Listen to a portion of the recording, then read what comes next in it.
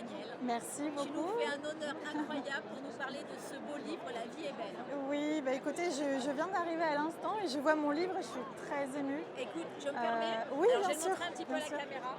Donc, garder l'espoir malgré la maladie de Charcot. Alors, tu es très médiatisée en ce moment. Est-ce que malgré toute cette ampleur, tu penses à toi? J'essaye Oui. de prendre rendez-vous avec moi-même, de noter des petits temps de repos dans mon planning bien rempli en ce moment, mais oui, oui, oui.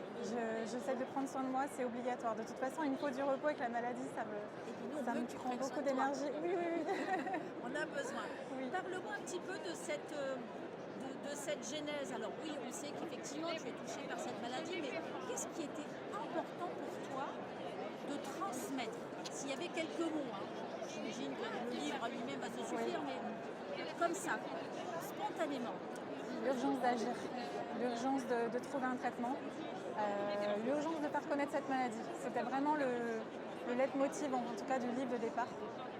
Et puis après, bien sûr, d'expliquer quelques anecdotes sur mon vécu, sur mon passé, sur ce que je vis actuellement même. Je me suis inspirée des 12 signes astrologiques parce que je suis passionnée d'astrologie. Oh, Oui. ça nous fait un point commun. C'est vrai. Mais je tiens à dire quand même que même si on n'y connaît rien à l'astrologie, on peut quand même lire mon livre. C'était simplement pour moi une trame de départ pour m'orienter sur les 12 secteurs de vie. Voilà. Et donc j'explique un petit peu mon passé, mon présent avec la maladie de Charcot dans ces 12 secteurs de vie. Et est-ce que ça t'aide justement d'avoir ces notions plus quelque part empathiques avec toi-même, cette astrologie comme tu dis, parce que ça mêle un peu l'invisible et le visible, d'appréhender un petit peu mieux les jours prochains? C'est quelque chose qui t'a aidé?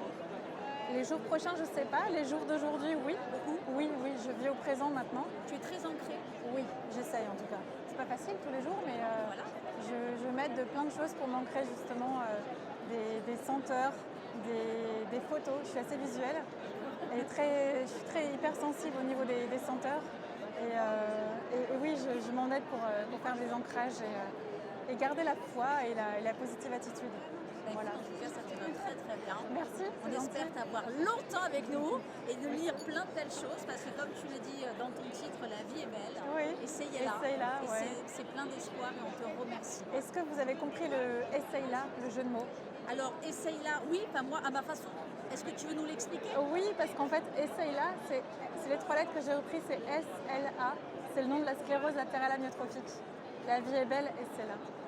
Voilà. Comme tu as dit, il n'y a pas de hasard. Non, il n'y a pas de hasard. C'est une amie qui m'avait donné cette petite idée et je trouvais ça formidable. En tout cas, tu es beaucoup, sache-le. Merci. Et tu es très inspirante et ça C'est fait gentil. beaucoup de bien. Merci. Donc, on te retrouve quel jour sur le salon?